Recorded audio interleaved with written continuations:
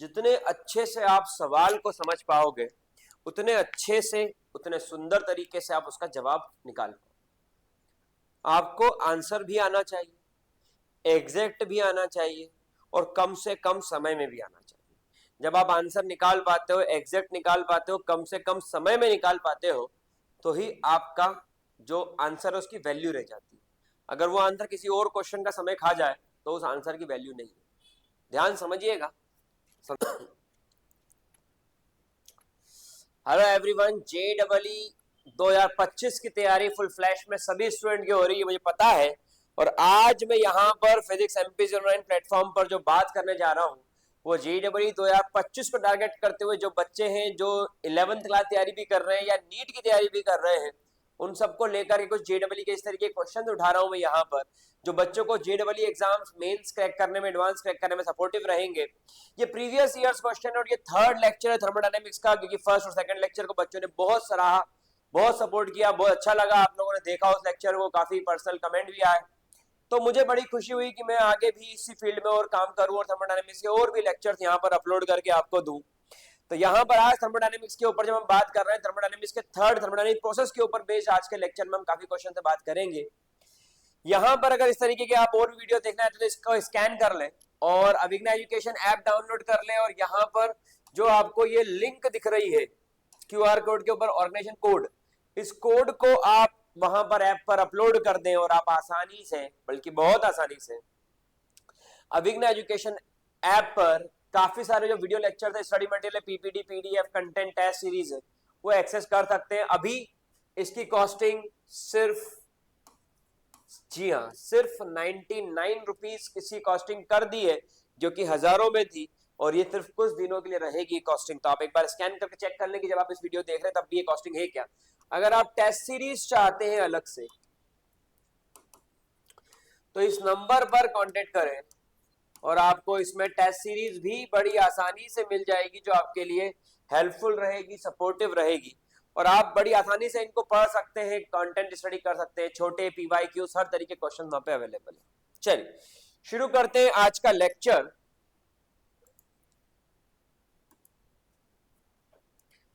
तो यहां पर देखें, आपके सामने क्वेश्चन है जो 27 जनवरी 2024 ज्वाइंट एंट्रेंस एग्जाम मेंस के अंदर शिफ्ट सेकंड में आया था। इस क्वेश्चन को सॉल्व करना बहुत ही आसान था अगर आपके कुछ छोटे छोटे कॉन्सेप्ट्स क्लियर हो, आप इस क्वेश्चन को बड़ी आसानी से अटेम्प्ट कर सकते थे। क्वेश्चन यहां पर क्या बोलता है कि adiabatic process, the preparation of gas is found to be proportional to the cube of its absolute temperature. बस इतना ही सवाल है, इसको समझ गए तो आंसर आ गया। यहां पर आ गया pressure is proportional to cube of absolute temperature. बहुत अच्छा। क्या इसको ऐसा भी लिख सकते हैं, PT की पावर -3 इक्वल टू कॉन्स्टेंट? बोले हाँ, तो ये लिख दीजिए। आगे वो बोलता है the ratio of CP upon CV। किसका रेशियो चाहिए? CP अपॉन CV का। और CP अपॉन CV का रेशियो क्या होता है? CP अपॉन CV का रेशियो गामा होता है। ठीक है, गामा जो CP अपॉन CV का रेशियो है, अगर आप ध्यान समझे तो आपके पास एक रिलेशनशिप यहां पर भी है, PT की power gamma upon 1 minus gamma equal to constant. ये किस प्रोसेस के लिए है? ये एडियाबैटिक प्रोसेस के लिए एप्लीकेबल होता है। PT की power gamma upon 1 minus gamma equal to constant.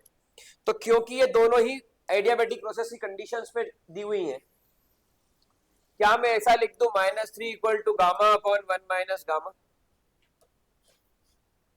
Compare किया T की पावर को यहां से, T की पावर को यहां पर, और यहां पर इसका आंसर अब कोई एक बच्चा भी निकाल सकता है, क्रॉस मल्टीप्लाई करके ये हो गया 2 गामा और यहां पर आ गया 3, तो गामा की वैल्यू आ गई यहां पर 3/2।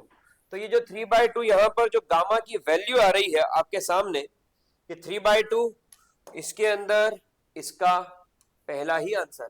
तो 25th का जो फर्स्ट आंसर दिया हुआ है 3/2 गामा की वैल्यू, वो इसके अंदर इसका आंसर होगा। तो gamma is equal to 3/2 is the answer. तो आई होप कि सबको समझ में आया होगा। फटाफट से बच्चे नोट डाउन कर ले, इसके बाद अगले क्वेश्चन को सॉल्व करते हैं। तो यहां पर ध्यान समझे इस क्वेश्चन को, जो 29 जनवरी 2024 शिफ्ट 1 में आया था। इस क्वेश्चन को 11th क्लास का बच्चा जिसने थर्मोडायनेमिक्स कहीं से भी पढ़ा हो आसानी से सॉल्व कर सकता है। ये इतना आसान क्वेश्चन है, समझना मेरी बात को। इसके अंदर यहां पर thermodynamic system is taken from original state A to intermediate state B by linear process. A से कहां ले गए आप, बी पर, कैसे, by linear process as shown in figure, ठीक है। Its volume is then reduced to the original volume from B to C. B से सी लाए, वॉल्यूम जो ओरिजिनल वॉल्यूम था वही वॉल्यूम हो गया, ये वॉल्यूम की लाइन है। By isobaric process, isobaric process किसको कहते हैं, जिसमें प्रेशर कांस्टेंट होता है, तो इसमें प्रेशर कांस्टेंट है, ठीक है। The work done by the gas from A to B and B to C, यहां पर जो ए से बी गया और बी से सी गया, यहां पर टोटल वर्क डन कितना हुआ आपको इसके अंदर ये कैलकुलेट करना है। तो work done will be the area under the graph. If you talk about the PV graph, so the work done will be the area under the graph. तो आपको इस एरिया को कैलकुलेट करना है, इसके अंदर कि एरिया कितना होगा। अब यही सवाल जब बच्चा ध्यान सुनता समझता तो कर पाता है। फटाफट शुरू करते हैं इसको, देखते हैं एरिया कितना आएगा। तो ये जो क्वेश्चन आपके सामने है 29 जनवरी 2024 का, ये क्वेश्चन में जेईई मेंस वाले आप पर काफी मेहरबान थे और उन्होंने ये क्वेश्चन आपको दिया। कैसे, अगले 1 मिनट के अंदर मैं आपको बता दूंगा। जब मैं बोलता हूं आपको ये एरिया कैलकुलेट करना है, तो इस एरिया को कैसे आप कैलकुलेट करोगे, तो ये वाली लेंथ कितनी कैलकुलेट कर ले, क्योंकि एरिया ऑफ ट्राइंगल आपको निकालना है। ये होता है 1/2 बेस इंटू हाइट। बेस कितना है, तो 7 - 3 कितना होगा, 4 मीटर क्यूब। और हाइट कितनी है, तो 8000 - 4000 4000, लेकिन इसकी यूनिट डाइन पर सेंटीमीटर स्क्वायर है। तो ना मेरी बात को, बेस तो 4 ठीक है, लेकिन हाइट डाइन पर सेंटीमीटर स्क्वायर और यूनिट जूल्स में गिवन है। तो डाइन पर सेंटीमीटर स्क्वायर को 1 डाइन 1/10⁵ न्यूटन होता है, 1/10⁵, तो ये आ गया 10⁵। और सेंटीमीटर स्क्वायर 10⁻⁻4 ऊपर जाएगा +4। तो ये अब आपने कन्वर्ट कर लिया इसको सिस्टमेटिक तरीके से। जैसे ही आपने कन्वर्ट करा मेरे लाडलो, 1 10 यहां बचा, वो भी इसको काटेगा, और ये 2 टाइम्स में, तो ये आ गया 4 2 जा 8 और आंसर आ गया 800 जूल्स। ये आ गया net work done, total work done by the gas from A to B and B to C. तो टोटल वर्क डन इसके अंदर पूछा, टोटल वर्क डन कितना हो रहा है इसके अंदर, ए से बी और बी से सी। तो आप बताओगे आंसर 800 जूल, और 800 जूल यहाँ पर है नहीं। तो अगर इसमें कोई सा भी क्वेश्चन का ऑप्शन आप टिक कर देते हो, कि कोई दिमाग लगाता है कि यार 600 800 के पास है और मुझसे कुछ गलती हो गई होगी, तो उसने मान लो ये टिक भी कर दिया, तो मेरे लाडलो ये बोनस क्वेश्चन था। हाँ, ये कौन सा क्वेश्चन था, ये बोनस क्वेश्चन था। बोनस क्वेश्चन का मतलब कुछ भी ऑप्शन टिक करोगे, क्योंकि ऑप्शन सारे ही गलत हैं, तो आपको पूरे के पूरे मार्क्स मिल जाएंगे, 4 नंबर आपके। तो ये बोनस क्वेश्चन था। ऐसे क्वेश्चन का हमेशा एक स्टूडेंट को इंतजार रहता है, लेकिन ऐसे क्वेश्चन बहुत कम आते हैं बॉस। तो यहाँ पर ये बात हमको समझ में आ गई कैसे इनको करना है। अब कोई स्टूडेंट बोल सकता सर ए से बी, बी से सी, सी से ए का क्या हुआ, सी से ए वॉल्यूम कांस्टेंट है, तो क्वेश्चन वॉल्यूम पर वर्क डन की वैल्यू 0 होती है, क्योंकि वर्क डन का फॉर्मूला पढ़ाया है मैंने अपने प्रीवियस वीडियो में, P डेल्टा V होता है। तो अगर वर्क डन का फॉर्मूला P डेल्टा V है, तो यहाँ पर वर्क डन की वैल्यू क्या हो जाएगी, the value of work done will be, the value of work done will be 0। ठीक है, तो ये क्वेश्चन फटाफट नोट डाउन करिए, बोनस क्वेश्चन था। अब देखते हैं अगला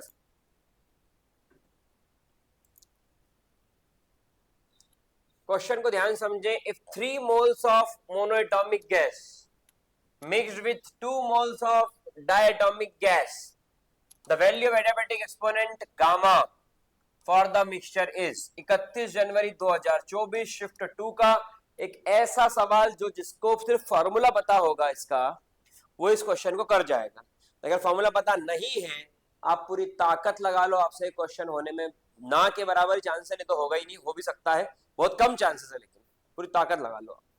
और ध्यान रखना एग्जाम में समय बाध्यता होती है, तो आपको ये बात समझना पड़ेगी कि इस क्वेश्चन को अटेम्प्ट कैसे किया जाए कि मेरा एक बेहतरीन जवाब मेरे सामने आ जाए।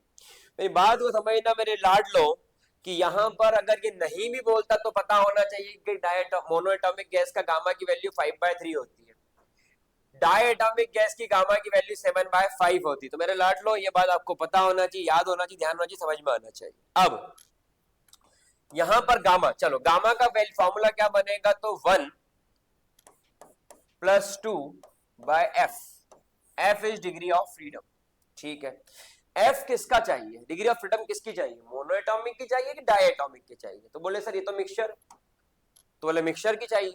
तो डिग्री ऑफ फ्रीडम भी किसकी चाहिए, डिग्री ऑफ फ्रीडम मिक्सचर की चाहिए। ये बात, तो जब आप कॉन्सेप्ट पे फोकस करते हो, जब आप समझने पे फोकस करते हो, समझने के तरीके पे फोकस करते हो, कैसे करना है उस पे फोकस करते हो, आपका काम हो जाता है। और जब आपका फोकस इन सारी चीजों से हटके सिर्फ इस बात पर चला जाता है कि मेरा आंसर आएगा कि नहीं आएगा, आएगा कि नहीं आएगा, तो आंसर आने के चांसेस ड्रॉप हो जाते हैं। क्योंकि जेईई जो पिछले 2 साल से आप देख रहे हैं फिजिक्स के अंदर बड़े आसान लॉजिकल कंसेप्चुअल सवाल दे रही है, और अगर आप उन सवालों के बेसिक्स को पकड़ लो तो आपसे कोई सा भी क्वेश्चन सॉल्व हो जाएगा, और किसी भी चैप्टर का हो। तो यहां पर अपन इससे आगे बात करते हो इस प्लेटफॉर्म पर, जैसा आपको पता है मैं सारे ही चैप्टर्स के पीवाईक्यूज कंसेप्चुअल डिस्कशन कर रहा हूं, करता रहूंगा, और लाइव क्लास भी लगाऊंगा। तो अगर आप अभी तक जुड़े नहीं है इस प्लेटफॉर्म से, जुड़ जाए ताकि आप आसानी से घर बैठे पूरी तैयारी कर सकें। चलिए, यहां पर एफ मिक्सचर आपको कैलकुलेट करना है, तो ये होगा n1f1 प्लस n2f2 और अपॉन में आएगा n1 प्लस n2। अब ये जो फॉर्मूला आपका बना जिसके अंदर आपका ये आ गया n1f1 प्लस n2f2 और अपॉन में n1 प्लस n2, n1 कितना है 3 मोल्स, f1 कितना है जो उसकी डिग्री ऑफ फ्रीडम, ध्यान सुनना मैं रोक रहा हूं इस चीज को क्योंकि इंपॉर्टेंट है, n2 कितना है 2 मोल्स, f2 कितना है, और यहां पर आ जाएगा इसके अंदर 3+2। तो जब आप इसके अंदर बोलते हो n1 f1 और n2 f2 और अपॉन में n1 प्लस n2, तो यहां पर इसकी वैल्यूज कितनी होगी, mono atomic gas degree of freedom 3 और di atomic gas degree of freedom 5 इसके अंदर आएगी। तो मोनो एटॉमिक गैस का degree of freedom 3, di atomic gas degree of freedom 5, इस वैल्यू को याद रखना। तो एफ मिक्सचर जब आप इसमें कैलकुलेट करते हो तो 9 प्लस 10 अपॉन 1 मिनट 5, तो ये आ गई वैल्यू 19/5। मेरे लाडलो इस सवाल को उठाओ और यहां ले जाओ। गामा की जब वैल्यू कैलकुलेट करें 1 प्लस 2 अपॉन 19 और अपॉन का 5 कहां चला जाएगा, अपॉन का 5 चला जाएगा ऊपर, तो ये हो गया 1 प्लस 10 अपॉन 19, 19 प्लस 10, तो ये किसकी वैल्यू आ गई, the value of gamma is 29 upon 19। अब जब मैं क्वेश्चन पे आया तो मुझे सारे डेसिमल दिख रहे हैं, सारे डेसिमल दिख रहे हैं मुझे, तो मुझे समझ में नहीं आ रहा डेसिमल क्या करना, तो काटो, 19 1 जा 19, 19 to 30 1.5 के आसपास 1. अरे रे रे रे रे, ध्यान समझना दोस्त, 1.5 to 1.4 1.7 और 1.3 बहुत क्लोज ऑप्शंस आ गए, बहुत ही ज्यादा इसके ऑप्शंस क्लोज हो गए हैं, तो आपको इसको बहुत ध्यान से काटना पड़ेगा। बहुत क्लोज ऑप्शन है, ये क्वेश्चन आसान नहीं बचा ऑप्शन से कारण, नहीं तो ये क्वेश्चन आसान था। यहां पर अगर अपन इसको एग्जैक्ट डिवाइड करें तो 19 1 जा 19, रिमाइंडर इज 10, ठीक है, डेसिमल लगाओ मेरे दोस्त और जीरो बढ़ा दो, 19 5 जा 95, रिमाइंडर इज 5, बस हमारा काम हो गया, हमारा आंसर 1.52 आना चाहिए। Let me check final answer, final answer इसका आ रहा है 1.52। तो जब हमने इसको बच्चों की तरह सॉल्व किया तो इसका आंसर एग्जैक्ट आया, नहीं तो सब एक एक डेसिमल छोड़ के आंसर। तो बड़ा अच्छा सवाल यहां पर पूछा, जो कि था तो सिंपल, जो कि था तो सिंपल, लेकिन आखिरी में ऑप्शन के कारण ये जो आपका आंसर था, ये आंसर कैसा हो गया, इसके अंदर थोड़ा सा लेवल हाई हो गया। गामा की वैल्यू 29 अपॉन, तो आई होप ये सबको समझ में आया होगा। आगे बढ़ते हैं नेक्स्ट क्वेश्चन की तरफ। नेक्स्ट क्वेश्चन यहां पर देखें, the given figure represent 2 isobaric process. एक वर्ड में अपना बोर्ड पे लिख रहा हूं, ध्यान समझना, उस वर्ड का नाम है ग्राफ। जिसको भी फिजिक्स के अंदर बहुत अच्छा स्कोर करना है उनको ग्राफ्स की बहुत ज्यादा जरूरत पड़ेगी। तो ये ग्राफ,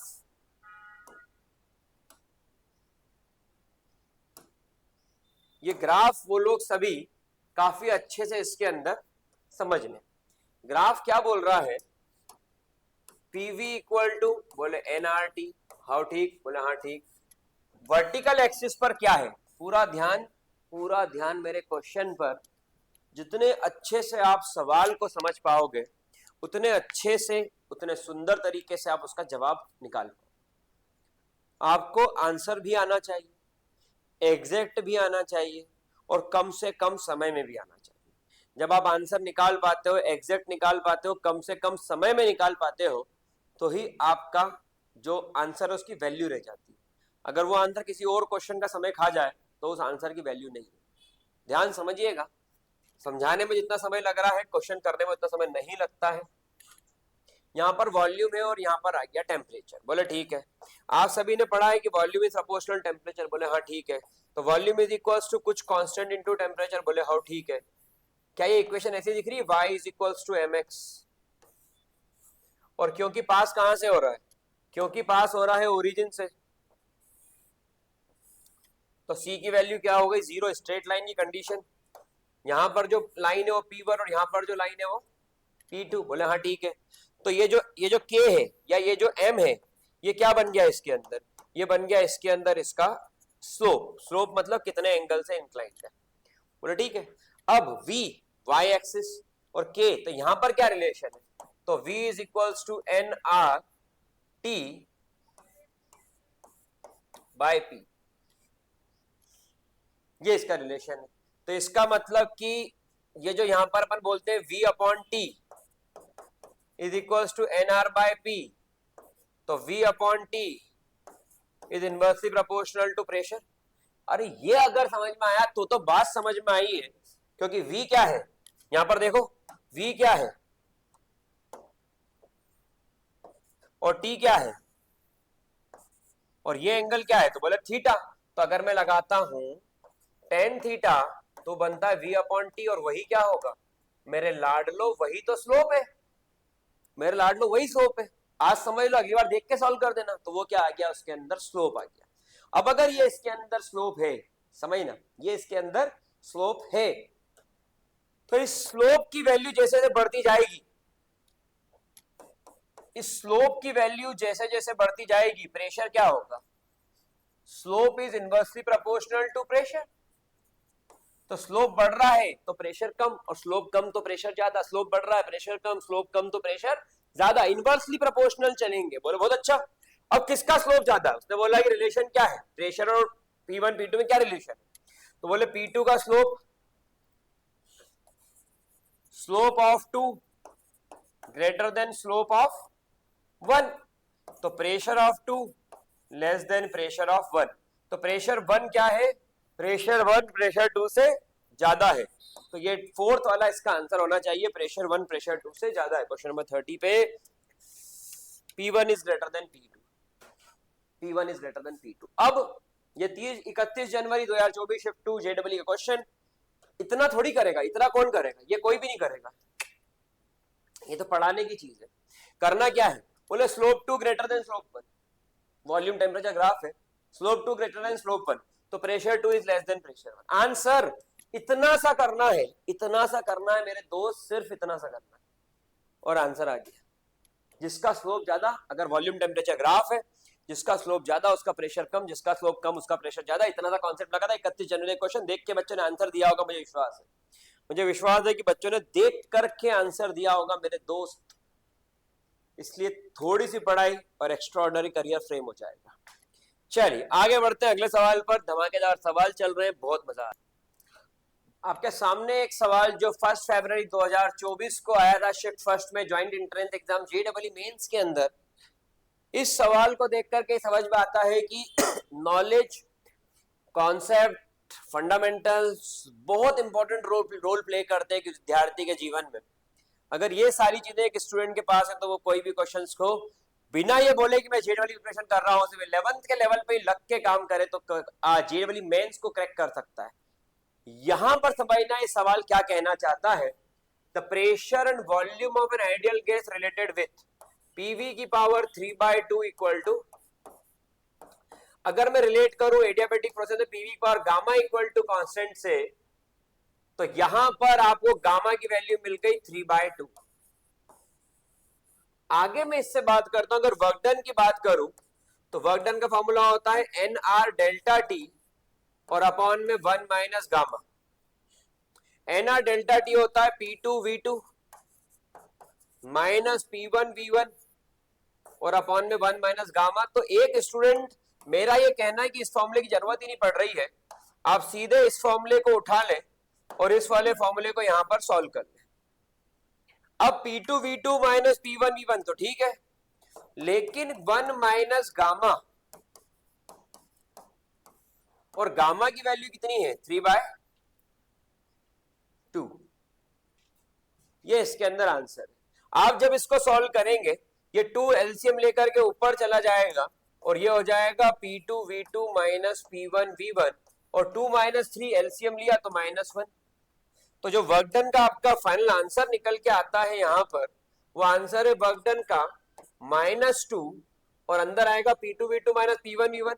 मैं माइनस को अंदर भेज दूं तो मेरा बन गया आंसर P1V1 माइनस P2। तो ये इसके अंदर आंसर है 2 P1V1 माइनस P2V2। ए वाला आंसर इसका सही आंसर है 2 P1V1 माइनस P2V2। तो आपको सिर्फ क्या पता होना चाहिए, सिर्फ ये फॉर्मूला, आपको ये इक्वेशन एडियाबेटिक प्रोसेस की, आपने ये वैल्यू पुट करी, आपका आंसर खुद आ गया और आपने सेल्फ ऑटो ड्राइव पे डाल दिया, इसको ऑटो ड्राइव पे डाल दिया क्वेश्चन। आपको तो बेसिक पता था। तो बेसिक का पूरा खेल है मेरे राजकुमार और राजकुमारियों। अगर तुम बेसिक को पकड़ के ले गए, कॉन्सेप्ट पकड़ के ले गए, फंडामेंटल पकड़ के ले गए एग्जाम तक, तो आगे तो उसका काम है वो ऑटो ड्राइव हो जाएगा, पर आंसर सब 60 बाहर होते जाएंगे।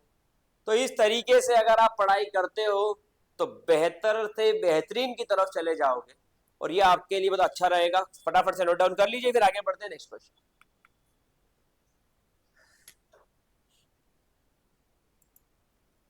अब ये सवाल देखो, मेरे बर्थडे वाले दिन फिर आया, 5 अप्रैल 2024 शिफ्ट सेकंड के अंदर मेरे बर्थडे को एक इतना अच्छा सिंपल क्वेश्चन जेडब्ल्यू वालों ने बच्चों गिफ्ट कर दिया ऑन बिहाफ ऑफ मी कि जाइए आप आनंद सर के स्टूडेंट, इस क्वेश्चन को बड़ी आसानी सॉल्व कर सकते हैं।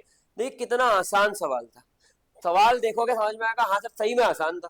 क्यों?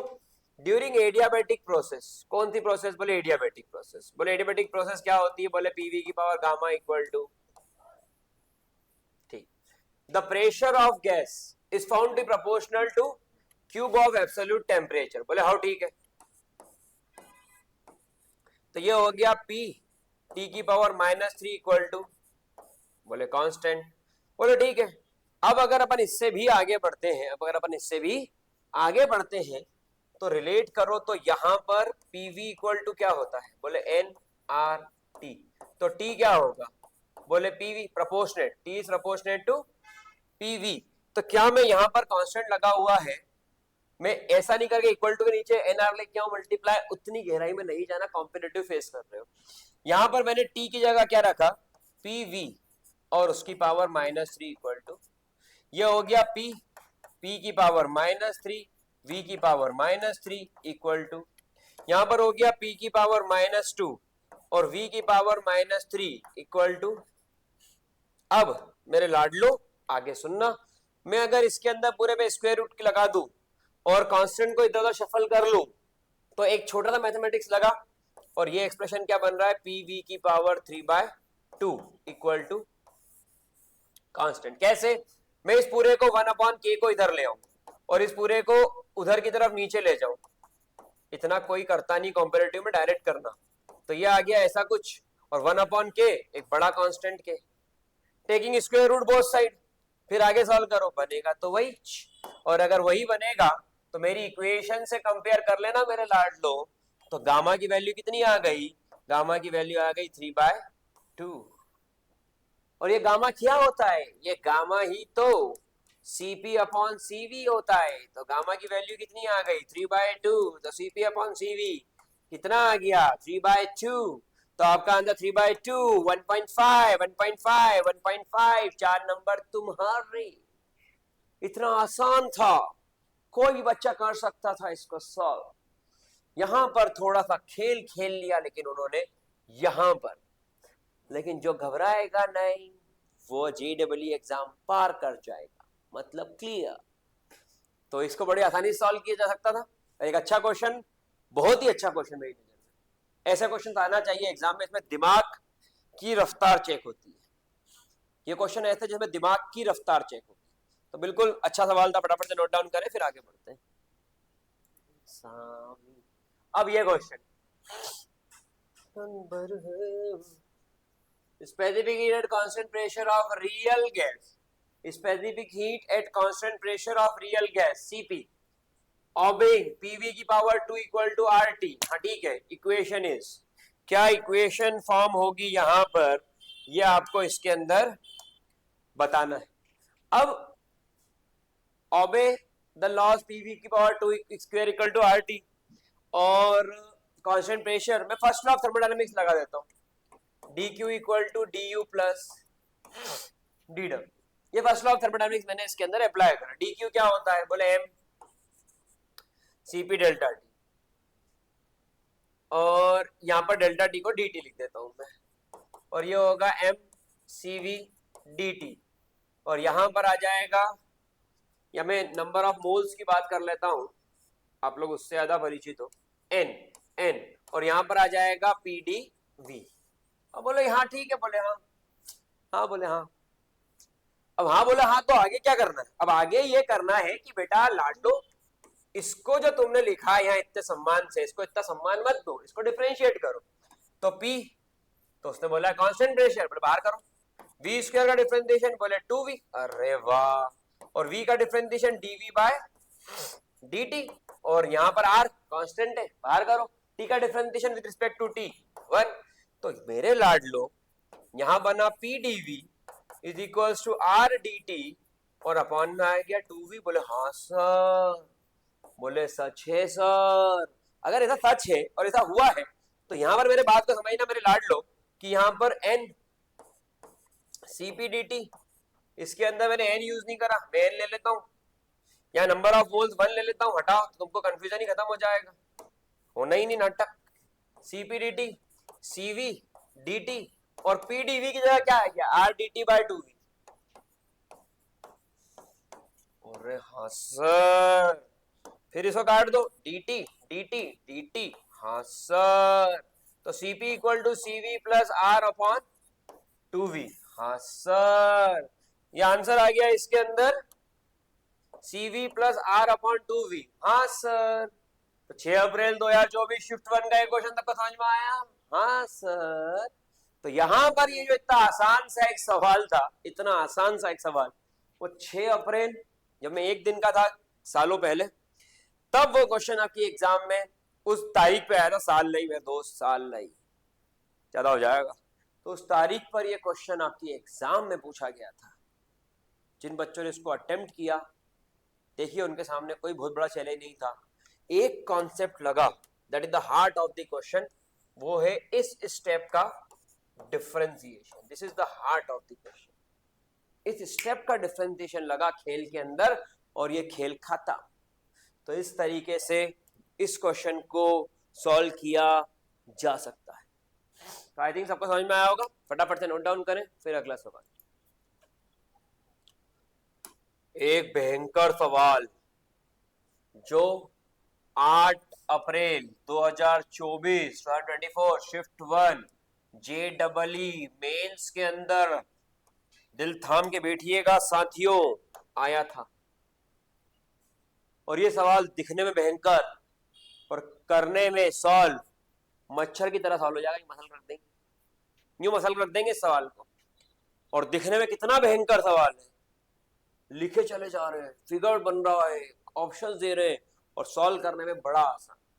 कार्नोट साइकिल सभी ने पढ़ा होगा, कार्नोट इंजन सभी ने पढ़ा होगा, और उसके अंदर जो आपने पढ़ा होगा, तो आपको 2 कर्व मेरे लाडलो ऐसे ही कुछ दिखते हैं, ध्यान देखो, ये कर्व है आइसोथर्मल, ये कर्व है आइसोथर्मल, ये कर्व है एडियाबेटिक, और ये कर्व है एडियाबेटिक, बड़े सिंपल। हाँ, और अगर इन कर्व्स के इस पॉइंट के ऊपर आप वैल्यूज को कैलकुलेट करते हो, यहां यहां यहां यहां, तो आपको एक एडियाबेटिक का रिलेशन पता है, एडी कौन सी प्रोसेस है, एडियाबेटिक प्रोसेस। अगर ए और डी एडियाबेटिक प्रोसेस है, तो टी ए और वी ए की पावर गामा -1 किसके इक्वल होगा, टी डी और वी डी की पावर गामा माइनस 1। तो इस क्वेश्चन को इस तरीके से बड़ी आसानी सॉल्व किया जाता है, जिसके अंदर टी ए वी ए की power gamma minus 1 is equal to ये वैल्यू होगी। तो यहां पर आ गया टी डी वी डी की power gamma minus 1। Same B C कौन सी प्रोसेस है? एडियाबैटिक प्रोसेस है। अगर BC एक एडियाबैटिक प्रोसेस है तो इसके अंदर TB VB gamma minus 1, C VC gamma minus 1। तो यहां पर आपको एक रिलेशन दिख रहा है कि अगर मैं बोलता हूं TA upon TD, TA upon TD is equals to VD और अपॉन VA, और उस पूरे की पावर कितना आएगा? ये पहला। इसी के दूसरी तरफ चलते हैं। तो अब मैंने ले लिया इधर TB और TC, तो VC और VB और उस पूरे की पावर क्या आएगा? अब एज TA इक्वल टू क्या है? जो यहां पर टेम्परेचर वही यहां पर टेम्परेचर की आइसोथर्मल प्रोसेस है। तो TA इक्वल टू क्या है? TB और TC इक्वल टू क्या है? TD। सो यहां पर क्या मिला आपको? VD अपॉन VA किसके इक्वल? VC अपॉन VB, दोनों की पावर गामा माइनस 1 है। तो आपको क्या प्रूव करना था कि how does the ratio of VA upon VD, VA upon VD और VB अपॉन इक्वल आएगा। तो हाउ डज द रेशियो, क्या आंसर आ रहा है इसके अंदर? क्वेश्चन नंबर 35 क्या आंसर आ रहा है? इक्वल। तो answer C, VA upon VD VB upon VC के इक्वल है। इसको उल्टा कर दो, अगर अभी आंसर में दिख गया होगा आंसर, तो होशियार बच्चे सब। VA अपॉन VD उल्टा कर दो तो VB अपॉन VC के क्या हो गया? इक्वल। बस खत्म, VB अपॉन VC के इक्वल, खत्म, आंसर आ गया आपका। लो, अब जब ये साइकिल, जिसने भी कार्नोट साइकिल पढ़ी है, कार्नोट साइकिल स्टडी कर चुका है, थर्मोडायनेमिक्स के थ्योरी डेरिवेशंस पढ़े हैं, उस इस क्वेश्चन को वो ऐसा थोड़ी करेगा। मेरे को नहीं लगता कि मेरा स्टूडेंट अगर मेरे पास ऑफलाइन पढ़ा हुआ है, ऑनलाइन पढ़ा है, कहीं से पढ़ा है, किसी ने भी कहीं से पढ़ा है और उसने पढ़ाई करी है, मेरा क्या कहीं का भी स्टूडेंट उसने पढ़ाई करी है, मुझे नहीं लगता वो इतनी लंबी कहानी गाएगा। मुझे लगता है कि वो ये बात समझ पाएगा कि जब ये कार्नोट साइकिल की प्रोसेस है, दो एडियाबैटिक है, दो आइसोथर्मल है, तो इसके अंदर VA अपॉन VD, ये अपॉन ये इक्वल टू ये अपॉन ये बनेगा। तो उसने पूछा V अपॉन VD किसके इक्वल है? बोलेगा VB अपॉन VC के। खत्म खत्म। इतने बड़े क्वेश्चन को इसी पटक दिया अपन ने। तो यहां पर आज मैं अपने लेक्चर को विराम देता हूं। थर्मोडायनेमिक्स का ये थर्ड लेक्चर था, ऐसे काफी सारे लेक्चर्स और भी थर्मोडायनेमिक्स के हम अपलोड करेंगे। अच्छे अच्छे क्वेश्चन सिलेक्ट करके डालेंगे ताकि बच्चे अच्छे से पढ़ सकें और मेहनत उनकी सफल हो। मेहनत आपकी है, हम लोग सिर्फ यहाँ पर पढ़ा सकते हैं। कोई भी शिक्षक सिर्फ एक दिशा बता सकता है, बच्चे को दिशा निर्धारित कर सकता है, उसको चलने के लिए प्रयास करवा सकता है, लेकिन चलना उस विद्यार्थी को ही। तो विद्यार्थी अगर अपनी पूरी मेहनत के साथ चलने की, आगे बढ़ने की, पढ़ने की कोशिश करता है, तो उसके बहुत अच्छे रिजल्ट्स, परिणाम उसको देखने को मिलेंगे। इसलिए प्रयास करते रहें, घबराएं नहीं, प्रयास करते हैं। ऑल द बेस्ट, मिलते हैं नेक्स्ट वीडियो में, बाय।